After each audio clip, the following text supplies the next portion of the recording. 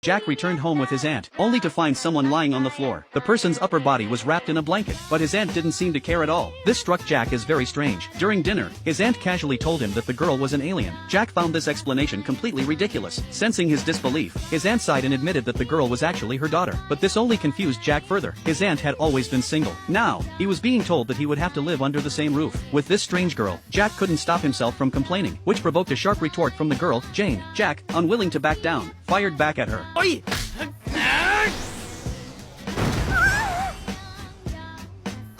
Even though so many questions were left unanswered, Jack had no choice but to continue with his normal life. As a typical teenager, Jack found himself easily distracted by the cute girls in his class. He felt content with his simple school life, but every time he went home, he had to deal with the peculiar and mysterious Jane. Jack tried to ask Jane about her origins, but her answers were always bizarre and evasive. Despite her odd behavior, Jane had a kind heart. One time, she shared half of her pizza with a hungry Jack. In return, Jack insisted on paying for his half. That night, Jack's aunt had to work overtime, leaving Jack to fend for himself. Although his aunt told him not to worry about Jane, Jack decided to take her with him to the convenience store. For Jack, who had just recently moved from the countryside, the city's breathtaking nightscape was mesmerizing. As they reached the store, Jack told Jane that if she wanted to go inside, she'd have to take off the blanket. Otherwise, the police might arrest her. Even though Jane claimed that the blanket was her investigator disguise, she eventually gave in for the sake of food. Jack helped her remove the blanket, and under the starry night sky, Jane looked as beautiful as a fairy.